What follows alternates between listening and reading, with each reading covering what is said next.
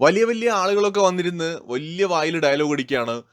India പ്രധാനമന്ത്രി നരേന്ദ്രമോദി വിശ്വഗുരു, ലോകശക്തി അമേരിക്കയ്ക്കെതിരായിട്ട് ഒരു അക്ഷരം പറഞ്ഞില്ലല്ലോ, എന്തുകൊണ്ടാണ് ഇന്ത്യ അമേരിക്കയ്ക്കെതിരെ പ്രതികരിക്കാത്തത്?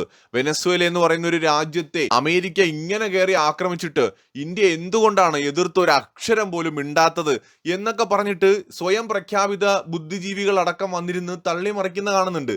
ഇവരൊക്കെ ഇന്ത്യക്കാരായിട്ട് നിന്നിട്ടാണോ സംസാരിക്കുന്നത്, അതോ തൊട്ടപ്പുറത്ത് വേറെ ഏതെങ്കിലും രാജ്യത്ത് നിന്നിട്ടാണോ സംസാരിക്കുന്നത്? ഇതിപ്പോ ഒരു വെനസ്വേലക്കാരൻ ചോദിച്ചാൽ നമുക്ക് മനസ്സിലാക്കാം. വേറെ ഏതെങ്കിലും ഒരു രാജ്യത്തെ ഒരു പൗരൻ ഇത് ചോദിച്ചാലും നമുക്ക് മനസ്സിലാക്കാം. അതായത് ഇന്ത്യ എന്തുകൊണ്ടാണ് പ്രതികരിക്കാത്തത്, നിങ്ങൾ ഇത്രയും വലിയ ശക്തിയൊക്കെ അല്ലേ, നിങ്ങൾക്ക് പ്രതികരിച്ചൂടെ, നിങ്ങളൊക്കെ ഇങ്ങനെ മിണ്ടായിരുന്ന എങ്ങനെ ശരിയാവുമെന്ന്. പോട്ടെ, ബംഗ്ലാദേശിയോ പാകിസ്ഥാനിയോ അതല്ലെങ്കിൽ ഇനി വെനസ്വേലക്കാരനോ ജപ്പാൻകാരനോ കൊറിയക്കാരനോ ആരെങ്കിലുമൊക്കെ ചോദിച്ചോട്ടെ, നമുക്ക് മനസ്സിലാക്കാം. ഒരു ഇന്ത്യക്കാരനെ എങ്ങനെയാണ് ഇത്രയും ബുദ്ധിശൂന്യമായിട്ട് ചിന്തിക്കാൻ കഴിയുക? ഇന്ത്യ പ്രതികരിച്ചില്ല പോലും. ഇന്ത്യ എന്തിന് പ്രതികരിക്കണം എന്ന് ഇവരാരും എന്തുകൊണ്ടാണ് പറയാത്തത്? ഇന്ത്യ എന്തേ ലോക പോലീസാണോ? ഇന്ത്യ എന്തേ ലോകത്തെ നന്നാക്കാൻ വേണ്ടി ഇറങ്ങിയിരിക്കുകയാണോ? ഈ ലോകത്ത് എന്തെല്ലാം സംഭവങ്ങൾ നടക്കുന്നുണ്ട്. ആ സംഭവങ്ങളിലെല്ലാം നന്മയും തിന്മയും വേർതിരിച്ചെടുത്തിട്ട് നന്മയുടെ നിറകുടമാകാനായിട്ട് ഇന്ത്യ എവിടെയാണ് പോയിട്ടുള്ളത്? എവിടെയാണ് ഇന്ത്യ അതിനുവേണ്ടി നിൽക്കുന്നത്?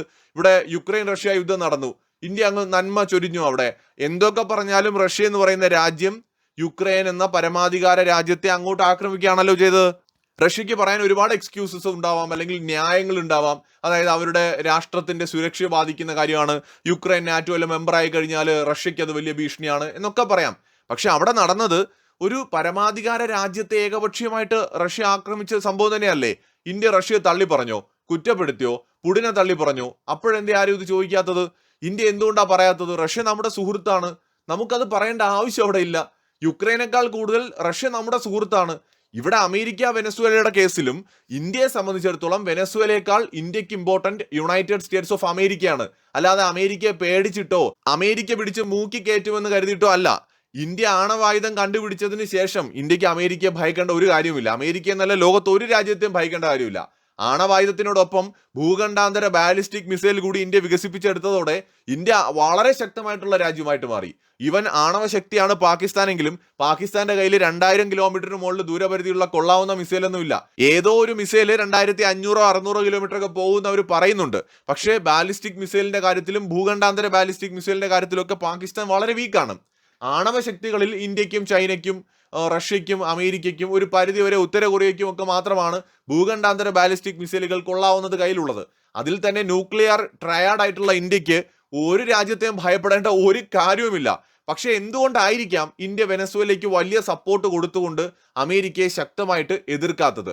അതൊരു ചോദ്യമാണ്. അതിന് നമുക്ക് ലളിതമായി തന്നെ ഉത്തരവും കണ്ടെത്താൻ കഴിയും. ഒന്നാമത്തെ റീസൺ ഓൾറെഡി നമ്മൾ പറഞ്ഞു കഴിഞ്ഞു. യുക്രൈൻ റഷ്യ യുദ്ധത്തിൽ ഇന്ത്യ എന്തുകൊണ്ട് റഷ്യയെ തള്ളി പറഞ്ഞില്ല? യുക്രൈനേക്കാൾ നമുക്ക് പ്രധാനപ്പെട്ട ഒരു സുഹൃത്ത് റഷ്യയാണ്, അതുകൊണ്ട് ഇന്ത്യ തള്ളി പറഞ്ഞില്ല. അതേസമയത്ത് ആരെയും സപ്പോർട്ട് ചെയ്യാത്തത് ഇന്ത്യയുടെ ഒരു ഫോറിൻ പോളിസിയുടെ ഭാഗമാണ്. രണ്ട് രാജ്യങ്ങൾ തമ്മിലുള്ള യുദ്ധങ്ങളിലോ തർക്കങ്ങളിലോ ഏകപക്ഷീയമായിട്ട് ഒരാളെ നമ്മൾ ഒരു കാലത്തും സപ്പോർട്ട് ചെയ്യില്ല. നമ്മൾ സ്വതന്ത്ര പരമാധികാര രാഷ്ട്രമാണെന്ന് പറയുന്നതിനോടൊപ്പം തന്നെ സ്വതന്ത്രമായൊരു ഫോറിൻ പോളിസിയും നമ്മൾ ഫോളോ ചെയ്യുന്നുണ്ട്. ഏതെങ്കിലും ഒരു പക്ഷത്തെ നമ്മൾ സപ്പോർട്ട് ചെയ്താൽ ആ നിമിഷം നമ്മൾ ആ ഒരു പക്ഷത്തിന്റെ ഭാഗമായിട്ട് മാറും. നമ്മൾ റഷ്യക്ക് പിന്തുണ കൊടുത്താൽ റഷ്യൻ ചേരിയുടെ ഭാഗമായിട്ട് മാറും. യുക്രൈന് പിന്തുണ കൊടുത്താൽ അമേരിക്കൻ ചേരിയുടെ ഭാഗമായിട്ട് മാറും. അവിടെ നമ്മൾ നിഷ്പക്ഷമായിട്ട് നിൽക്കാനാണ് തീരുമാനിച്ചത്. അതേ കാര്യം തന്നെയാണ് ഇവിടെയും. ഇവിടെ വെനസ്വേല അമേരിക്ക വിഷയത്തിൽ അമേരിക്കയാണ് ഇന്ത്യയെ സംബന്ധിച്ചിടത്തോളം ഒരു പടി മുൻതൂക്കമുള്ള രാജ്യം. ഇന്ത്യക്ക് കൂടുതൽ ബെനിഫിറ്റ്സ് ഉള്ളതും കൂടുതൽ പ്രധാനപ്പെട്ട ഇന്ത്യയുടെ പങ്കാളിയും US തന്നെയാണ്. അതിലൊരു തർക്കവുമില്ല. ഇന്ത്യയും US തമ്മിൽ അഭിപ്രായ വ്യത്യാസങ്ങളുണ്ട്. ഒരു കുരങ്ങന്റെ കയ്യിൽ പൂമാല കെട്ടിയ പോലെ ഒരാൾ അവിടെ അധികാരത്തിൽ ഇരിപ്പുണ്ടെന്നുള്ളതും ശരിയാണ്. പക്ഷേ എന്നാൽ പോലും ഇന്ത്യയെ സംബന്ധിച്ചിടത്തോളം US തന്നെയാണ് വെനസ്വേലയുമായി താരതമ്യപ്പെടുത്തുമ്പോൾ പ്രധാനപ്പെട്ട സുഹൃത്ത് അല്ലെങ്കിൽ പ്രധാനപ്പെട്ട പാർട്ട്ണർ. അതുകൊണ്ട് US പിണക്കേണ്ട കാര്യം നമുക്ക് അവിടെ ഇല്ല. ഇനി വെനസ്വേലയെ നമ്മൾ സപ്പോർട്ട് ചെയ്യാത്തതോ അമേരിക്കയെ സപ്പോർട്ട് ചെയ്യാത്തതിന്റെ കാരണം നേരത്തെ പറഞ്ഞ നിഷ്പക്ഷമായ ഫോറിൻ പോളിസി നമ്മൾ ഫോളോ ചെയ്യുന്നത് കൊണ്ടാണ്. ഇന്ത്യ അവിടെ വ്യക്തമായ ഒരു കാര്യം പറഞ്ഞു, വെനസ്വേലയിലെ ജനങ്ങൾക്കൊപ്പമാണ് ഇന്ത്യ എന്നുള്ളതാണ്. അവിടെ വളരെ ക്ലിയർ ആണ്. വെനസ്വേലയിലെ ജനങ്ങൾ അമേരിക്ക ചെയ്ത പ്രവൃത്തി തെറ്റാണ് എന്നാണ് കരുതുന്നതെങ്കിൽ ഇന്ത്യ അതിനൊപ്പമാണ്. വെനസ്വേലയിലെ ജനങ്ങൾ അമേരിക്ക ചെയ്ത പ്രവൃത്തി ശരിയാണ്, ആ പ്രസിഡന്റ് അവിടെ ഇരിക്കേണ്ട ആളല്ല, അയാളൊരു നരാധവനായ മനുഷ്യനാണ്, അയാൾ അമേരിക്ക പിടിച്ചുകൊണ്ടുപോയത് നന്നായി എന്നാണ് വെനസ്വേലയിലെ ജനങ്ങൾ കരുതുന്നതെങ്കിൽ ഇന്ത്യ അതിനൊപ്പമാണ്. അവിടെ ഡയറക്റ്റ് ഒരു സ്റ്റേറ്റ്മെന്റ് പറയുന്നതിന് പകരം തന്ത്രപരമായ ഒരു സ്റ്റേറ്റ്മെന്റ് ആണ് ഇന്ത്യ പറഞ്ഞത്, വെനസ്വേലയിലെ ജനങ്ങൾക്കൊപ്പം. ഇനി അമേരിക്ക എതിർത്താലുള്ള കുഴപ്പങ്ങളും കൂടി നമുക്ക് നോക്കാം. ഒന്നാമത്തെ കാര്യം, ഈവൻ നമ്മളിപ്പോ നിർമ്മിച്ചുകൊണ്ടിരിക്കുന്ന യുദ്ധവിമാനങ്ങൾക്ക് പോലും എഞ്ചിൻ നമ്മൾ US-ന്റെ അടുത്ത് നിന്നാണ് വാങ്ങുന്നത്. തേജസ് വിമാനങ്ങളും ഒരുപക്ഷെ AMCയുടെ ആദ്യ ഘട്ടത്തിലും നമുക്ക് അമേരിക്കൻ എഞ്ചിനുകൾ ഉപയോഗിക്കേണ്ടി വന്നേക്കാം. തേജസ് മാർക്ക് 1, തേജസ് മാർക്ക് 1A, തേജസ് മാർക്ക് 2, AMCയുടെ മാർക്ക് 1 വേരിയന്റ്. ഇതിന്റെ തുടക്കകാലത്തിൽ ഉൾപ്പെടെ നമുക്ക് US എഞ്ചിനുകൾ ആവശ്യമാണ്. ആ US-നെ നമുക്ക് പിണക്കാൻ പറ്റുമോ? നമ്മൾ അമേരിക്കയ്ക്കെതിരെ ഒരു നിലപാടെടുത്താൽ US-നെ എങ്ങനെയെല്ലാം നമ്മൾ ബുദ്ധിമുട്ടിക്കാം? ഓൾറെഡി നമ്മളുമായിട്ട് കരാർ ഉണ്ടെങ്കിലും നമുക്ക് സപ്ലൈ വൈകിപ്പിക്കാം, കരാർ ക്യാൻസൽ ചെയ്യാം. അങ്ങനെ ക്യാൻസൽ ചെയ്ത് കഴിഞ്ഞാൽ നമ്മുടെ യുദ്ധവിമാനത്തിന്റെ പ്രോജക്റ്റ് തന്നെ വീണ്ടും കുറെ കാലം നീണ്ടുപോകും. ഇന്ത്യ US ചെറിയ ചില തർക്കങ്ങൾ വരുമ്പോൾ പോലും ഒരു പ്രഷർ പൊളിറ്റിക്സിന്റെ ഭാഗമായിട്ട് അമേരിക്ക പലപ്പോഴും ഇത്തരം സപ്ലൈകളൊക്കെ സ്റ്റോപ്പ് ചെയ്യാറുണ്ട്. അപ്പൊ അമേരിക്കയെ പിണക്കാൻ നമുക്ക് തൽക്കാലം പറ്റില്ല എന്നുള്ളത് നമ്മുടെ ഒരു ഇപ്പോഴത്തെ ആവശ്യം കൂടിയാണ്. കാര്യം കാണാൻ കഴുതക്കാലം പിടിക്കണം എന്നുള്ള പൊതു തത്വമാണ് ഇവിടെ നമുക്ക് മനസ്സിലാക്കാനുള്ളത്. രണ്ടാമത്, UN എത്രയൊക്കെ ദുർബലമാണെന്ന് പറഞ്ഞാലും UN ഇപ്പോഴും ലോകത്തെ പ്രധാനപ്പെട്ട ഒരു സ്ഥാപനമാണ്. അവിടെ രക്ഷാസമിതിയിലെ ഒരു സ്ഥിരാംഗമാണ് അമേരിക്ക. കഴിഞ്ഞ കുറെ കാലങ്ങളായിട്ട് ഇന്ത്യ രക്ഷാസമിതിയിൽ സ്ഥിരാംഗമാകാനായിട്ട് പരിശ്രമിക്കുകയാണ്. നടക്കോ ഇല്ലേ എന്നൊന്നും നമുക്കിപ്പോഴും അറിയില്ല. പക്ഷെ ഇന്ത്യയെ രക്ഷാസമിതിയിലെ സ്ഥിരാംഗമാക്കുന്നതിന് US-ഉം റഷ്യയും ഫ്രാൻസും ബ്രിട്ടനും ഒക്കെ പല സമയങ്ങളിലായിട്ട് സപ്പോർട്ട് ചെയ്തിട്ടുണ്ട്. ചൈനയാണ് ഇടഞ്ഞു നിൽക്കുന്നത്. ചൈനയെ കൂടി അനുനയിപ്പിച്ചുകൊണ്ട് UN രക്ഷാസമിതിയിൽ സ്ഥിരാംഗമാകാൻ കഴിയുമോ എന്ന് ഇന്ത്യ കഴിഞ്ഞ കുറച്ചു കാലങ്ങളായിട്ട് ശ്രമിക്കുകയാണ്. സോ അവിടെ നമുക്ക് US-നെ എന്നേക്കുമായിട്ട് പിണക്കാൻ പറ്റില്ല. നമ്മുടെ ഒരു ചെറിയ ഒരു തീരുമാനം, ഒരു ചെറിയ ഡയലോഗ് പോലും ഇന്ത്യ അമേരിക്ക ബന്ധത്തെ എന്നേക്കുമായി തകർത്തളയും. ഇപ്പൊ ട്രംപിന്റെ പല ഡയലോഗുകളും ഇന്ത്യക്കാരുടെ മനസ്സിൽ വലിയ വിള്ളൽ വീഴ്ത്തിയിട്ടുണ്ട്. നമുക്ക് അടുത്ത കുറെ കാലത്തേക്ക് US-നെ ഇനി ട്രസ്റ്റ് ചെയ്യാനേ പറ്റില്ല. ട്രംപ് പറഞ്ഞ കുറച്ചേറെ വാചകങ്ങളാണ് ഇതിനൊക്കെ കാരണം. അപ്പൊ അതുപോലെ തന്നെയാണ് ഇവിടെ. ഇന്ത്യ എന്തെങ്കിലും ഒന്ന് പറഞ്ഞാൽ അത് ഇന്ത്യ അമേരിക്ക റിലേഷനെ ബാധിക്കും. ട്രംപ് ചിലപ്പോൾ കുറച്ചു കാലം കഴിയുമ്പോൾ അമേരിക്കൻ പ്രസിഡന്റ് സ്ഥാനത്ത് നിന്ന് മാറിയിട്ട് നാളെ വേറൊരു പ്രസിഡന്റ് വരാം. ആ പ്രസിഡന്റുമായിട്ട് ഇന്ത്യയുടെ റിലേഷൻ മെച്ചപ്പെടാം. ഉദാഹരണത്തിന് കാനഡയിൽ നമ്മൾ നേരത്തെ ഉണ്ടായിരുന്ന പ്രധാനമന്ത്രിയായിട്ടുള്ള നമ്മുടെ റിലേഷൻ വളരെ മോശമായിരുന്നു, ജസ്റ്റിൻ ട്രൂഡോ ആയിട്ട്. പുതിയ പ്രധാനമന്ത്രി വന്നപ്പോൾ റിലേഷൻ ബെറ്റർ ആയി. അതുപോലെ ബ്രിട്ടൻ ആയിക്കോട്ടെ, ഓരോ രാജ്യം എടുത്തു നോക്കൂ, ഇത് സ്വാഭാവികമായിട്ട് അങ്ങനെയാണ്. അപ്പൊ നമ്മൾ ഇപ്പോൾ ഇരിക്കുന്ന പ്രസിഡന്റിനെ നോക്കണ്ട, അമേരിക്കക്കാരായിട്ടുള്ള ജനങ്ങളെ നോക്കണം. അവിടുത്തെ സിസ്റ്റം, അവിടുത്തെ പൊളിറ്റീഷ്യൻസ്, അവരുടെ സെനറ്റർമാരൊക്കെ ഇത് കണ്ടുകൊണ്ടിരിക്കുകയാണ്. അപ്പൊ ഇന്ത്യ ഒന്ന് സംയമനം പാലിച്ചാൽ ഭരണമാറ്റം ഉണ്ടാകുമ്പോൾ വീണ്ടും റിലേഷൻസ് ബിൽഡ് ചെയ്യാൻ പറ്റും. നമ്മളിവിടെ ഫോക്കസ് ചെയ്യേണ്ടത് നമ്മുടെ വളർച്ചയെക്കുറിച്ചാണ്. വലിയ വിശാല മനസ്കത കാണിക്കാനൊന്നും ഇപ്പോൾ പോകേണ്ട കാര്യമില്ല. ഒരു വികസ്വര രാഷ്ട്രം മാത്രമാണ് ഇപ്പോഴും നമ്മൾ. ദരിദ്ര രാജ്യത്തിൽ നിന്ന് ഇന്ന് പതിയെ പതിയെ ഗ്രോ ചെയ്തുകൊണ്ടിരിക്കുന്ന ഒരു എക്കണോമി ആയിട്ട് നമ്മൾ മാറുകയാണ്. അപ്പൊ അടുത്തൊരു 10-30 കൊല്ലം കൊണ്ട് എങ്ങനെയെങ്കിലും ഒരു വികസിത രാഷ്ട്രമായിട്ട് മാറുക എന്നുള്ളതാണ് നമ്മുടെ ലക്ഷ്യം. ആ ലക്ഷ്യത്തിലേക്ക് നമ്മൾ പോയിക്കൊണ്ടിരിക്കുന്നതിനിടയിൽ വേറെ ഒരു വള്ളിക്കെട്ടും എടുത്ത് തലയിൽ വെക്കേണ്ട കാര്യം നമുക്കില്ല. വെനസ്വേലയുടേത് അവരുടെ കാര്യമാണ്, അവിടുത്തെ ആളുകൾ നോക്കിക്കോളും. നമുക്ക് നമ്മുടെ കാര്യമാണ് ഫസ്റ്റ് പ്രയോറിറ്റി.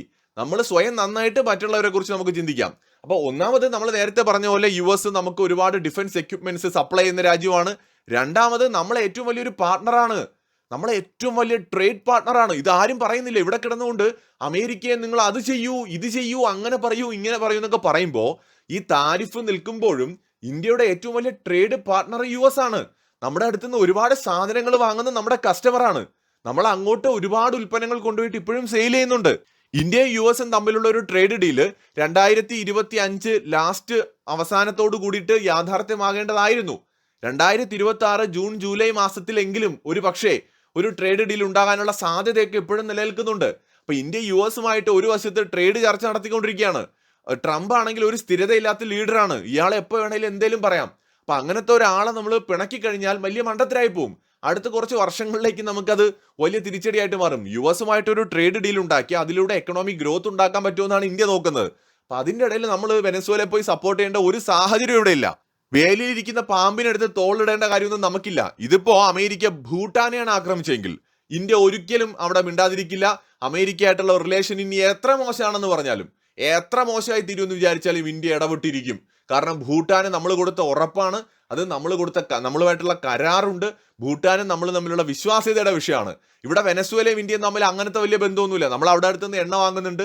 ഏകദേശം $1 ബില്യൺ എണ്ണയുടെ പൈസ അവർ നമുക്ക് തരാനുണ്ട്. തരക്കേടില്ലാത്തൊരു റിലേഷനാണ് വെനസ്വേലയായിട്ടുള്ളത്. ഇന്ത്യയും വെനസ്വേലയും തമ്മിലുള്ള ബന്ധത്തെക്കാൾ ദൃഢമാണ് വെനസ്വേലയും ചൈനയും തമ്മിലുള്ള ബന്ധം. എന്നിട്ട് വെനസ്വേലയ്ക്ക് വേണ്ടിയിട്ട് ചൈനയും റഷ്യയും ഒക്കെ എന്താണ് ചെയ്തു കൊടുത്തത്? ഒന്നും ചെയ്തിട്ടില്ല. കുറെ ഡയലോഗ് അടിച്ചു എന്നുള്ളതല്ലാതെ.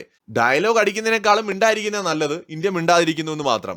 അതുപോലെ ഇന്ത്യയെ സംബന്ധിച്ചിടത്തോളം ആപ്പിൾ കമ്പനി എത്ര വലിയ ഇൻവെസ്റ്റ്മെന്റ് ആണ് ഇന്ത്യയിൽ നടത്തിയിരിക്കുന്നത്. അമേരിക്കൻ കമ്പനിയാണ്. ഇത് കാരണം എത്ര ഇന്ത്യക്കാർക്ക് ജോലി കിട്ടുന്നു. ഇന്ത്യ ഇന്ന് മൊബൈൽ ഫോൺ കയറ്റുമതിയിൽ ചൈന കഴിഞ്ഞാൽ രണ്ടാമത്തെ ഏറ്റവും മുന്നിലുള്ള രാജ്യമായിട്ട് മാറിയില്ലേ. ലോകത്തെ ഏറ്റവും കൂടുതൽ കയറ്റുമതിയിൽ ഇന്ത്യ മുന്നോട്ട് നയിക്കുന്ന ഒരു പ്രധാന ഘടകം ഇന്ന് ആപ്പിൾ കമ്പനിയാണ്. അതുപോലെ മൈക്രോസോഫ്റ്റ്, ആമസോൺ, അതുപോലെ ഗൂഗിൾ, ഫേസ്ബുക്ക്, ഈ കമ്പനികളൊക്കെ മെറ്റയൊക്കെ വൻ ഇൻവെസ്റ്റ്മെന്റ്സ് ആണ് ഇന്ത്യയിൽ പ്ലാൻ ചെയ്തിരിക്കുന്നത്. 2030 കൂടിയിട്ട് ലക്ഷക്കണക്കിന് കോടി ഡോളറിന്റെ ഇൻവെസ്റ്റ്മെന്റ് ആണ് ഇന്ത്യയിൽ അവരൊക്കെ പ്ലാൻ ചെയ്യുന്നത്. സോ ഈ സമയത്ത് അമേരിക്കയെ പിണക്കുക എന്ന് പറഞ്ഞു കഴിഞ്ഞാൽ ഈ ഇൻവെസ്റ്റ്മെന്റ്സ് ഒക്കെ മറന്നേക്കാം നമുക്ക്. പിന്നെ അമേരിക്ക ആയിട്ടുള്ള റിലേഷൻ പോയി കഴിഞ്ഞാൽ ആരും വന്ന് ഇന്ത്യയിൽ ഇൻവെസ്റ്റ് ചെയ്യാൻ പോകുന്നില്ല. അപ്പൊ ഇന്ത്യക്ക് യുഎസുമായിട്ടുള്ള റിലേഷൻ നമ്മുടെ എക്കണോമിക് ഗ്രോത്തിൽ വളരെ പ്രധാനമാണ്. അവിടെ വെനസ്വേലയേക്കാൾ നമുക്ക് എന്തുകൊണ്ട് പ്രധാന പങ്കാളി അമേരിക്കയാണ്. അല്ലാതെ ഇവിടെ പലരും വന്നിരുന്ന് തള്ളി മറിക്കുന്ന പോലെ മോദി അങ്ങ് അമേരിക്കയെ പേടിക്കുന്ന മോദിയെ പിടിച്ച് മൂക്കി കയറ്റൂ.